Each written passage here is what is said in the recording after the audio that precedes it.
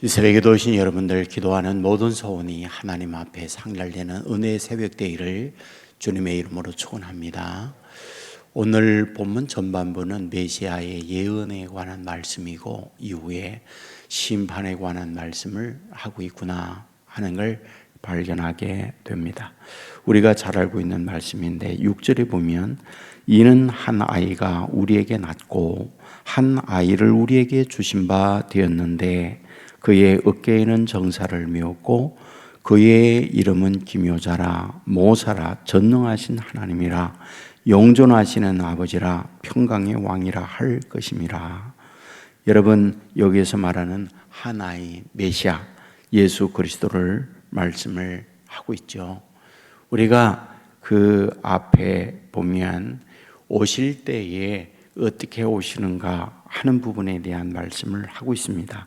1절 이하에 보면 전에 고통받던 자들에게는 흑암이 없으리로다. 옛적에는 여호와께서 스불론 땅과 납달리 땅이 멸시를 당하게 하셨더니 후에 해변길과 요단 저쪽 이방의 갈릴리를 용화롭게 하셨느니라. 흑암에 행하던 백성이 큰 빛을 보고 사방의 그늘진 땅에 거주하던 자에게 빛이 비치도다 라고 되어 있습니다.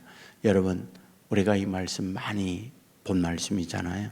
마태복음 4장에서 예수님께서 이제 세례 요한에게 세례받는 내용이 나와 있습니다. 세례받고 난 이후에 예수님은 광야로 가셔서 40일을 금식하시며 기도하십니다. 기도가 끝나면서 곧바로 사탄에게 3번의 시험을 받게 됩니다. 시험을 넉넉히 이기고 난 이후 그 다음에 예수님의 발걸음, 어디로 예수님께서 발걸음을 옮기셨느냐, 그것이 바로 스불론과 납달리 땅이었습니다. 근데 그 스불린 납달리 땅으로 가시면서 마태가 뭘 말씀하고 있느냐, 오늘 본문에 있는 이 말씀, 이것은 메시아이신 예수님께서 오셔서 이와 같이 하겠다 예언했던 말씀이 이루어졌다라고 하는 부분을 말씀하고 있는 거죠. 자, 우리는 여기서 스불론 납달리가 어떤 곳이었느냐, 여기서 말하죠. 고통받는 곳이었고 흑암에 앉는 곳이었다, 멸시를 받는 곳이었다 라고 말씀을 하고 있습니다. 그렇다면 어떤 고통이 있는가, 어떤 멸시와 흑암에 앉은 삶을 살았는가 라는 겁니다. 일단 우리가 이해할 때에 지리적 여건을 생각해 보면 좋습니다. 스불론 납달리는 어디였을까? 우리식으로 말하면 평안북도와 함경북도에 해당한다, 이렇게 생각하시면 됩니다. 곧 최전방이죠. 국경을 맞대고 있는 것입니다.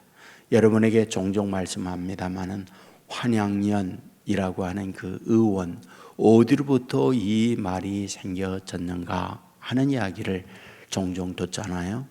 우리가 조선이었을 때에 조선은 늘 중국에 조공을 바치거나 섬기는 삶을 살았습니다. 자그마한 나라, 힘없는 나라였기 때문에 당시 중국의 명나라가 통치를 합니다. 그런데 이 명나라가 저물고 청나라가 세워지고 발흥을 하게 될 때에 조선의 왕은 누구였느냐? 인조였습니다. 그 인조 왕이 어디를 섬기고 있었느냐? 중국의 명나라를 섬기고 있었습니다. 청나라가 발흥을 하면서 조선에다가 말합니다. 명은 저물다. 새로이 뜨는 나라는 청나라다. 그러므로 청나라를 섬기도록 하거라. 그런데 국제 정세에 어두웠던 조선은 여전히 명나라를 섬기게 되죠. 그러자 이 청나라 청태종이 조선 반도를 침략하게 됩니다. 그리하여 인조가 어디로 도망가요? 우리가 잘 알고 있는 남한산성으로 도망을 치게 됩니다. 그런데 그 남한산성까지 결국 함락하게 되어지면서 인조는 어떻게 합니까? 청태종에게 땅의 엎드려서 절을 하죠. 그리고 항복을 합니다. 그리고 땅에다가 이마를 내찌면서 이마가 깨지고 이마에 철철 흘리는 불행한 항복 문서에 사인을 하게 되죠. 이런 부끄러운 조선 역사의 아픔이 있는데 그때에 수만 명의 젊은 남자 여인들이 끌려갔어요. 그 끌려갔던 여인들이 어떠합니까? 수많은 중국 사람들에게 성폭행당하고 아픔을 겪게 되죠. 그때에 임신을 하고는 조선으로 돌아올 때에 돌아오는 여자들을 환향녀, 고향으로 돌아온 여자들이라는 말이었어요.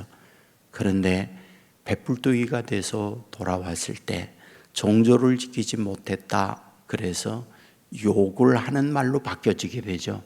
환양년이라는 욕으로 바뀌어지게 된 거죠. 바로 여기에 스불론과 납달리는 그런 곳이었다는 거예요. 그러니까 최전방에서 늘 아수 사람, 아람 사람들에게 짓밟히고 수많은 젊은이들이 죽고 여인들은 속폭행당하고 그리하여 그 땅이 어떤 곳? 여기서 말하는 거죠. 그늘진 곳이었다. 흑암에 앉은 곳이었다. 고통의 자리였다.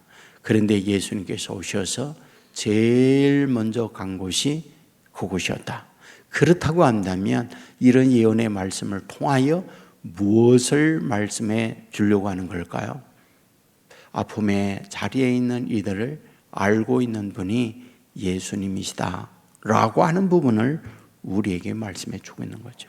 오늘 우리가 세상을 살면서 힘들게 눈물 흘리고 짓밟히고 아파하는 분들이 있잖아요. 특별히 유다라고 하는 측면에서 어떤 예루살렘 측면에서 최전방에 있는 곳이기 때문에 행정력도 군사력도 여러 면에 미치지 못하는 변방에 있는 사람들, 얼마나 그곳에 살면서 고단하고 힘들고 눈물 나고 억울한 고통의 자리에 있습니까? 그런데 오늘 이러한 말씀을 통하여 우리에게 보여주는 것은 이러한 너희들을 주님은 알고 계시고 주님이 오셔서 제일 먼저 찾아간 곳이 그곳이었다. 이걸 말씀하고 있다. 오늘 저와 여러분의 삶의 현장도 똑같아요. 힘들고 어렵고 공고한 환경에 처하여 있을 때 이러한 저와 여러분을 주님은 바라보고 알고 계시고 주님의 때에 반드시 찾아오신다. 믿으시기를 주의 이름으로 축원합니다. 다음입니다. 여기에서 심판의 말씀을 하고 있는 것을 보게 됩니다. 12절에 보면 앞에는 아람 사람이요 뒤에는 블레셋 사람이라 그들이 모두 입을 벌려 이스라엘을 삼키리라. 그럴지라도 여호와의 진노가 돌아서지 아니하며 그의 손이 여전히 펴져 있으리라 라고 되어 있습니다. 그러니까 여기에 블레셋 사람 그리고 아람 사람이 이스라엘을 삼킨다라고 하는 부분을 뭐라고 말하느냐? 여호와의 진노다라고 해요. 그러니까 눈에 보이는 것은 블레셋 사람, 아람 사람이 칩니다. 그런데 사실은 뭐다? 그건 여호와의 진노였다 라고 말을 합니다. 그런데 그 여호와의 진노가 어떠냐? 21절에 보면 문에서는 에브라임은 므낫세를 먹을 것이요 또 그들이 합하여 유다를 치리라 라고 말합니다. 그러니까 북쪽 이스라엘만 쳐 없어지는 것이 아니라 남쪽 유다까지 이와 같은 심판이 있다라는 걸 말씀합니다. 근데 우리가 이 말씀을 보면서 상당히 아이러니하구나 하는 부분을 발견합니다. 앞부분에 뭐예요? 하나님의 놀라운 메시아의 약속을 하고 있어요. 메시아이신 임마누엘 되시는 그분이 와서 뭐하다? 이와 같이 아파 고통하는 이들에게 찾아가서 그들에게 구원의 말씀을 하고 있잖아요. 그런데 여기에 와가지고는 또 하나님의 심판을 말씀하고 있다 이 말이에요. 그렇다면 도대체 왜 이러는 걸까요?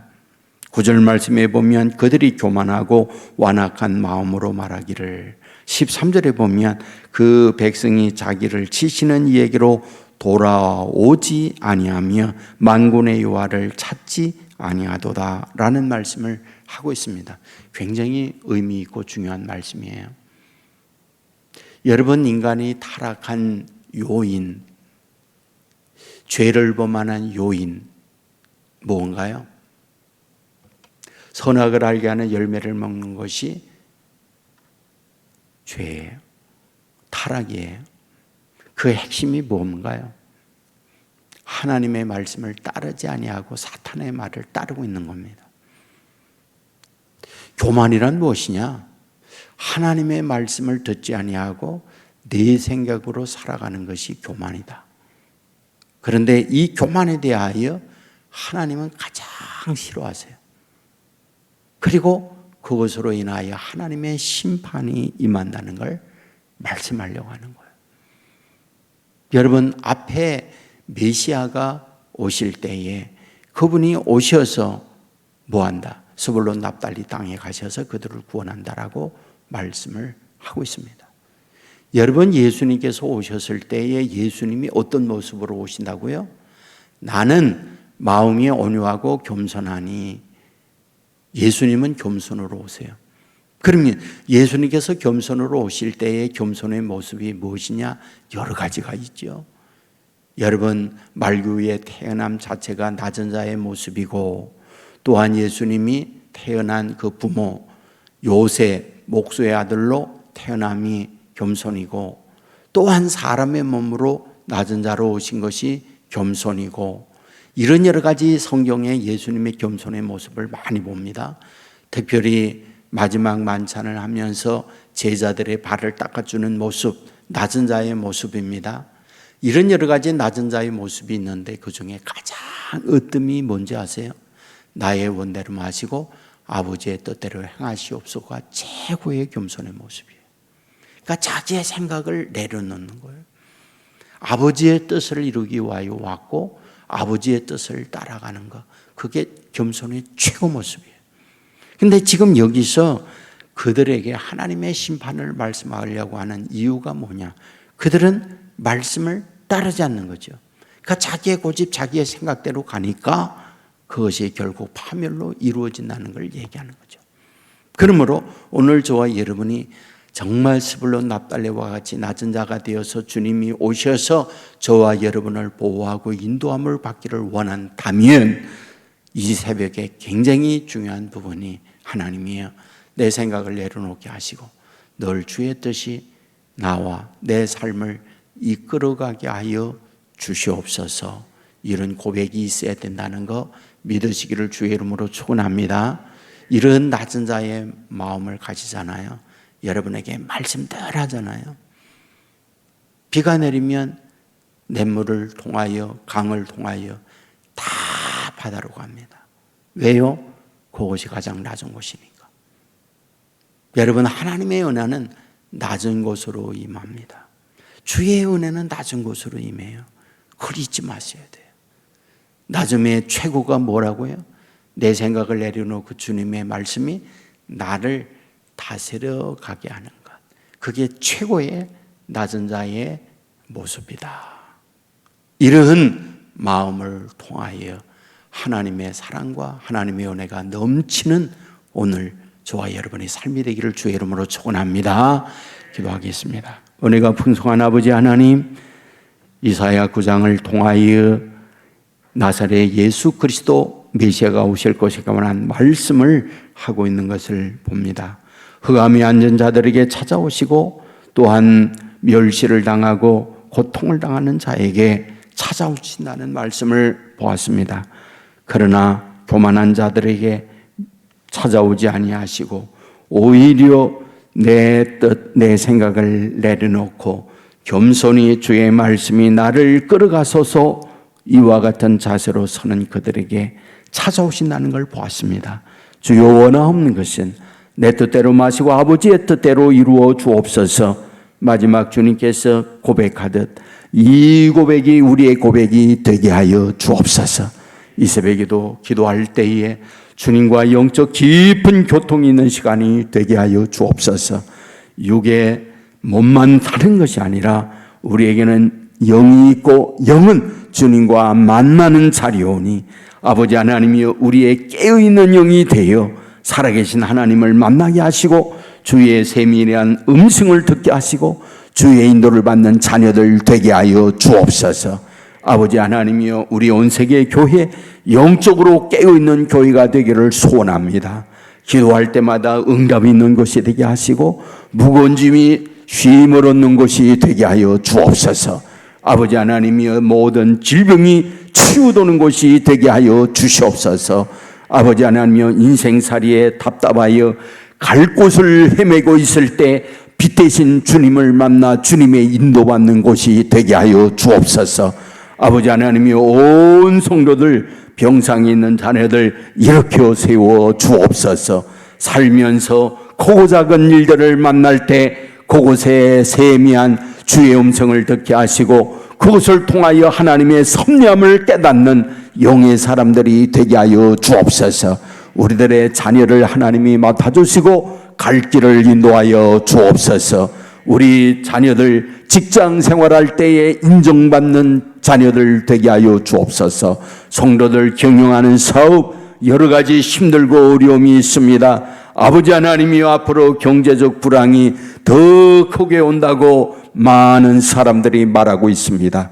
아버지 하나님이여 이런 어려움이 있을 때 헤쳐나갈 수 있는 능력과 지혜를 믿음의 사람들에게 허락하여 주옵소서.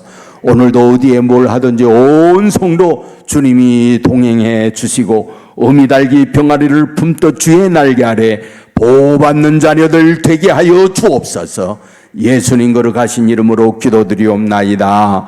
아멘.